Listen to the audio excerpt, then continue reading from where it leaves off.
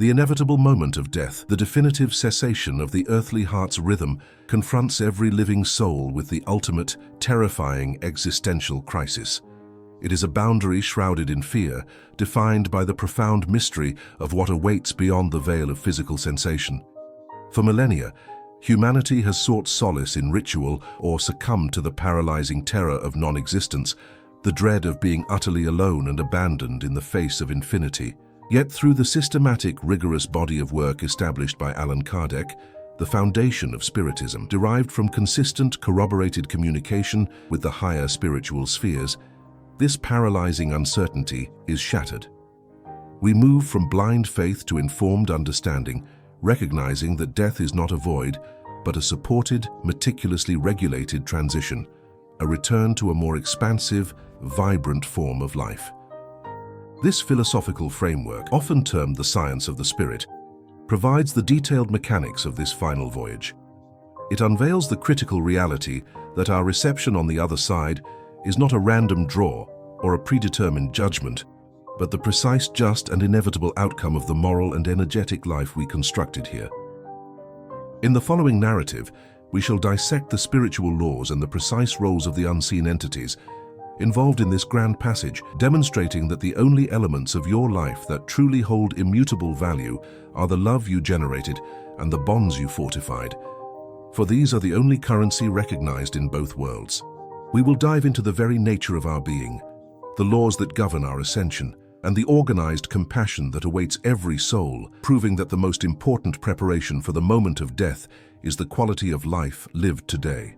The fear of death, humanity's most primal terror, is rooted fundamentally in ignorance, a lack of certainty about the destiny of the individual consciousness. It is not the pain of dying that torments the soul, for physical suffering is ephemeral and temporary, but the terrifying prospect of the immediate aftermath, the obliteration of identity, and the absolute loneliness of the void. To extinguish this dread, spiritual philosophy necessitates a clear and profound understanding of the triple constitution of our being, as defined by the spirits. The spirit, the eternal, intelligent, and conscious principle. The physical body, the ephemeral material tool, analogous to a specialized vehicle for earthly action, and the perispirit, the semi-material, fluidic link that serves as the spirit's permanent body and the crucial vehicle for thought and sensation. Death, as defined by spiritual science, is merely the successful disunion of these three elements. When the physical body fails, the spirit, being an immaterial, indestructible essence, does not cease to think, feel, or remember. It retains its full, conscious identity. The shock and terror experienced by many upon transition stem directly from their lifetime's conviction that they were solely their body. Confronted with the undeniable reality of still existing, of being acutely conscious, while completely disconnected from the material anchors they adored, they fall into a state of profound psychological horror and denial. They are terrified because they are alone in their conviction that they should be non-existent, clinging desperately to the false notion that matter is all there is. This denial can lead to a sense of being lost, a feeling of suspension and intense disorientation as the spirit struggles to reconcile its continued existence with its materialistic education. The teachings of the spirits consistently emphasize that knowledge is the antidote to fear. By internalizing the truth of the perispirit's function and the certainty of continued life, the individual transforms the passage from a terrifying leap into the dark to a calculated, serene change of residence. The great unknown shrinks to a known process, managed by natural spiritual laws, allowing the spirit to close its eyes on earth with peaceful expectation rather than paralyzing dread. The moment of separation, when correctly understood, becomes the moment of true liberation. The spiritual event of disincarnation is characterized by its systematic, often slow, nature, proving it is a process governed by precise mechanics, not random chance or magic. It is imperative to dispel the misconception that the soul escapes the body instantaneously, like an uncorked vapor or a bolt of lightning. The reality is that the separation is gradual and strictly proportional to the degree of affinity existing between the perispirit and the physical body. The central player in this event is the perispirit, which is composed of the universal fluid, a subtle ethereal matter that acts as the crucial liaison, transmitting the spirit's impulses to the physical organs and conveying sensory input back to the spirit. This connection is maintained by the fluidic cord, or lien fluidique, an energetic magnetic thread that, when spiritually observed, resembles a delicate, luminous umbilical connection linking the two envelopes. In cases of natural death where the spirit has achieved a degree of moral elevation and detachment from material interests, the fluidic cord dissolves rapidly and gently without causing noticeable distress.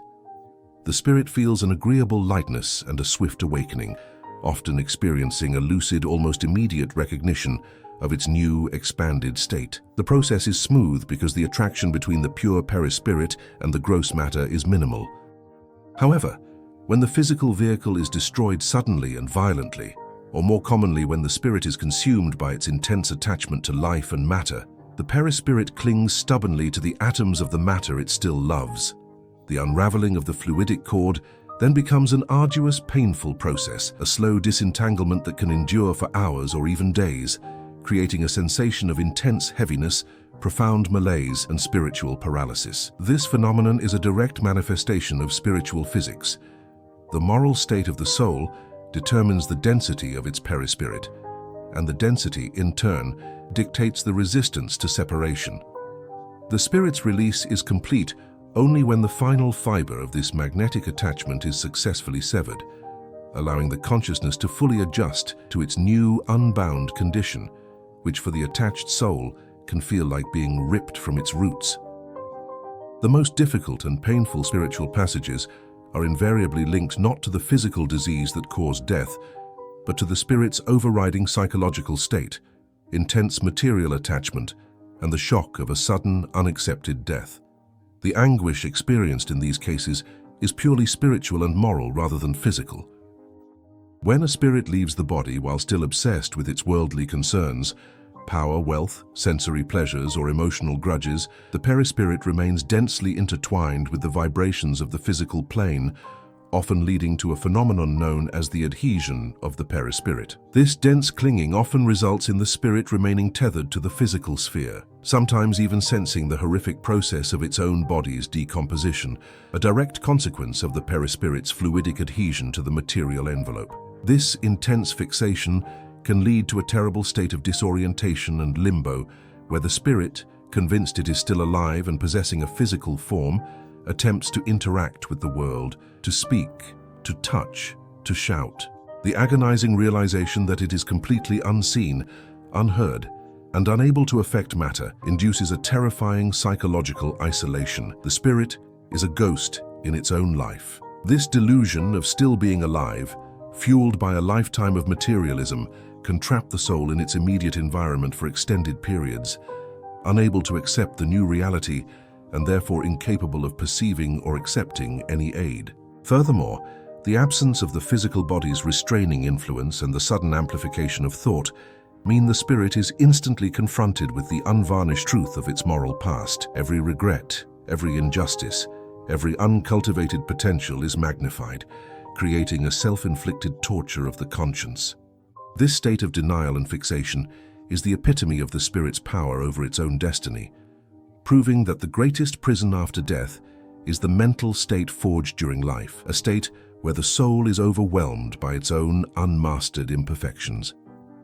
The single most powerful organizing force in the spiritual universe is the absolute, immutable law of energetic affinity, often philosophically termed the law of attraction or sympathy. This principle operates with the cold, absolute certainty of spiritual physics, ensuring perfect justice without need for a judging deity or arbitrary decree.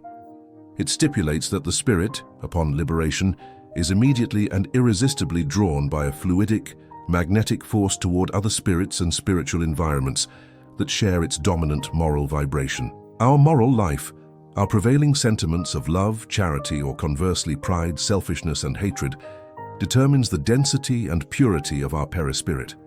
Spirits who cultivated vice possess a perispirit that is heavy, dense, and opaque, causing them to resonate with the lower, more dense spheres of the spiritual world, regions characterized by suffering, disorder, and the congregation of similarly base souls. This density makes them unable to perceive the light of the higher spheres. Conversely, spirits who lived in humility and benevolence have a light, luminous, and refined perispirit, which instantly elevates them to spheres of concord, light, and progress, where they find companions and environments in perfect harmony with their moral state. This law demonstrates that there is no geographical heaven or hell in the absolute sense. Rather, the spiritual environment a soul finds itself in is merely a fluidic reflection and expansion of its internal moral condition. The spiritual realm is categorized not by geographical space, but by the moral state and frequency of its inhabitants. Therefore, the companions, the landscape, and the quality of your existence after death are mathematically predetermined by the sum total of your ethical choices. You go exactly where you belong, not by punishment, but by an impartial, natural law of resonance. The universe simply places you where you fluidically fit. Upon the moment of transition, the first and most critical form of assistance is provided by the spirit guide, known variously as the protector spirit or spiritual mentor. This entity is not a random acquaintance, but a superior spirit bound to the individual by destiny or self-imposed mission, whose purpose is to oversee their entire incarnation and guide their moral progress. Their guidance is subtle, manifesting primarily through inspiration and intuition, gently steering the soul toward the right path while meticulously respecting the sacred principle of free will. At the hour of death, the mentor's work intensifies dramatically, becoming a silent vigil. They remain close, working fluidically to stabilize the environment and shield the confused spirit from negative, malevolent, or obsessing influences. Crucially, they often do not reveal themselves immediately.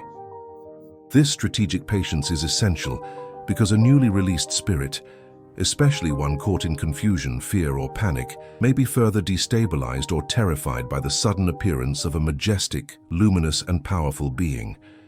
Instead, the mentor works fluidically, remaining close by but unseen, creating a magnetic field of protection, gently pushing away undesirable, dark, or tormenting spirits and preparing the spiritual environment.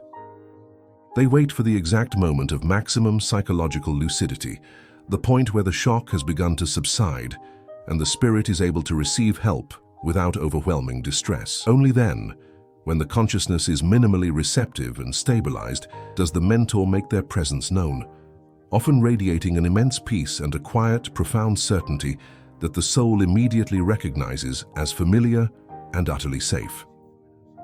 This silent, patient, and unwavering support underscores the universal spiritual doctrine that no soul is ever abandoned or left without guidance.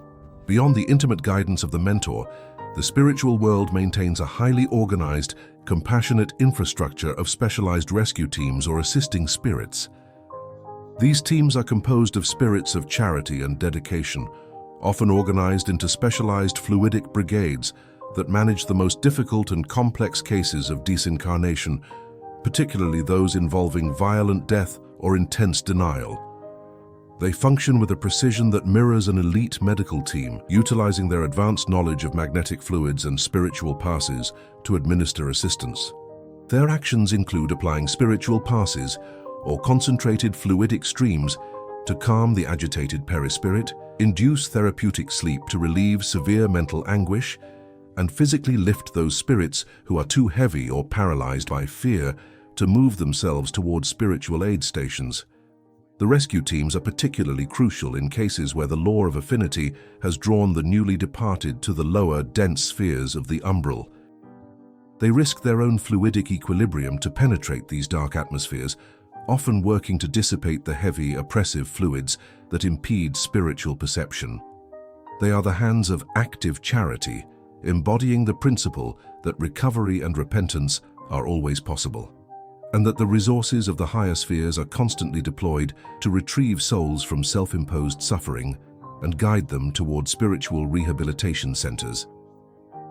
Their work is tireless, continuous, and motivated purely by the love for their fellow creatures, reinforcing the concept of universal mercy that pervades the spiritual domain, proving that assistance is ceaselessly provided even to those who are most resistant or deemed unworthy based on their past actions. The intensely anticipated and highly emotional reunion with departed loved ones is a reality, yet it is carefully managed to prevent emotional trauma and is only introduced after the new spirit has achieved a measure of psychological stability.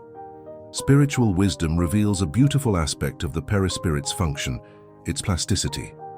Being semi-material, the perispirit can be mentally molded by the spirit's will and intention to present an image that best serves the purposes of communication and comfort. Thus, family members and friends do not appear as they were in the final moments of their physical lives, marked by the ravages of illness or the decay of old age. They manifest in the spiritual prime, the age and appearance that represents the pinnacle of their vitality, love, and serene connection with the newly arrived soul.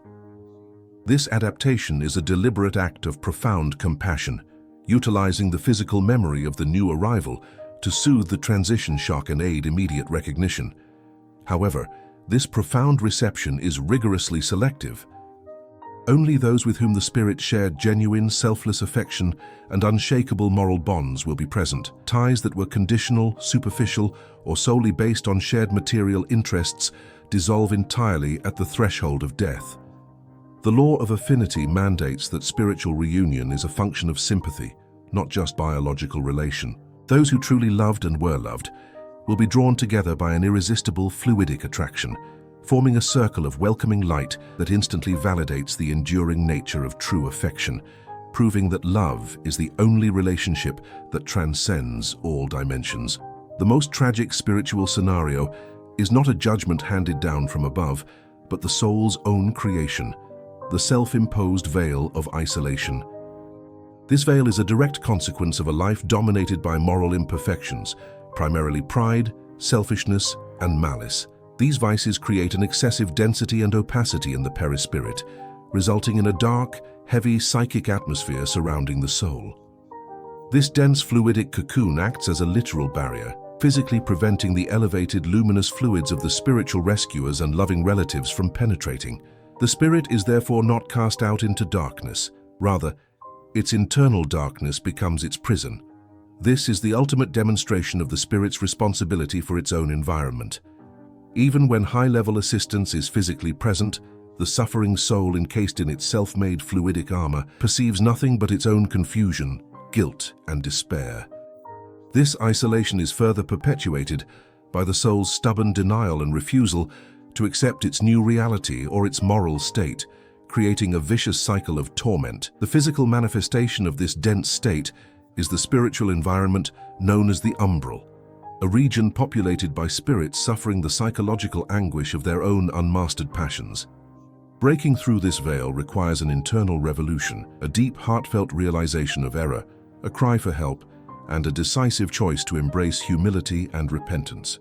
Only when the spirit itself initiates this change does its perispirit begin the slow process of purification, allowing the penetrating light and fluidic assistance to finally reach its essence. In the face of the overwhelming challenges presented by the self-imposed veil and the isolation of suffering spirits, the simplest yet most potent force available to the living is sincere prayer. Spiritual philosophy meticulously details the mechanics of prayer, asserting that it is far more than mere supplication.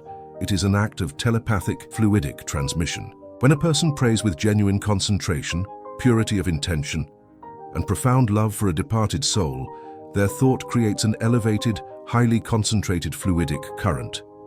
This current is directed and propelled by the will, bypassing the limitations of space and the density of physical matter, and directly influencing the perispirit of the targeted spirit. For a soul lost in the cold, dense fluids of suffering, the sincere prayer of a loved one manifests as a powerful point of light, a genuine interdimensional beacon of hope and warmth. Prayer does not instantaneously redeem a soul from its moral flaws, but it provides vital moral support. It is a direct infusion of benevolent energy that strengthens the tormented spirit, reminding it of the love it still possesses on earth and acting as the catalyst for internal change. It is, in effect, the highest form of interdimensional charity, providing the necessary energetic boost and moral incentive for the suffering spirit to recognize its condition and begin the difficult but essential work of self-reformation and ascent. proving that love's reach truly transcends all physical and dimensional barriers. The practical knowledge derived from spiritual revelation places the ultimate destiny of the soul entirely in the hands of its daily moral choices.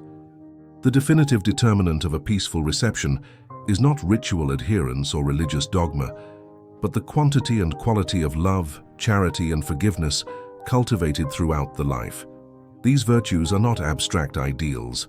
They are the active, daily tools for refining the perispirit and elevating the soul's frequency. Moral charity, the selfless giving of patience, attention, benevolent thought, and comforting presence to alleviate others' suffering, is the greatest builder of eternal bonds. Every act of true charity polishes the perispirit, ensuring its harmonious vibration with the higher spheres. Similarly, forgiveness, both granting and seeking it, is a profound act of spiritual liberation, dissolving the fluidic chains of resentment and guilt that would otherwise bind the soul to painful, low-frequency states. Spiritual law asserts that the only wealth the spirit carries across the threshold is the moral and intellectual treasure it acquired. The ultimate assurance of a joyful reception is knowing that the bonds of pure love you built with others, those you helped, those you forgave, and those you cherished, will form an irresistible, luminous magnetic field that guarantees your return to a realm of peace and spiritual kinship. These moral investments are the active construction of your own spiritual future. We leave this profound narrative with the ultimate liberating truth. Death is not a final reckoning, but a majestic transition, a simple change of dimension. The terrifying aspect of the passage is utterly extinguished by the knowledge that the process is mapped, monitored, and universally supported by an organized hierarchy of compassionate beings. Your experience upon transition is a mirror image of your life's moral composition, a testament to the absolute justice of the law of affinity. You are never truly alone, but your ability to perceive and embrace the waiting arms of your mentor, the rescue teams, and your loved ones depends entirely on the transparency and purity of the perispirit you cultivated through your actions. The single, most powerful investment you can make is in the enduring currency of love, charity, and forgiveness. These are the tools that refine your fluidic envelope, guarantee your place among the benevolent spirits, and ensure that when you finally close your eyes on this world, you will open them in the next to a scene of profound peace, radiant light, and the embracing smiles of souls who are eternally bound to you by true affection. Live today then, not in fear of tomorrow, but in active preparation for a transition characterized by confidence, serenity, and the triumphant reunion of eternity.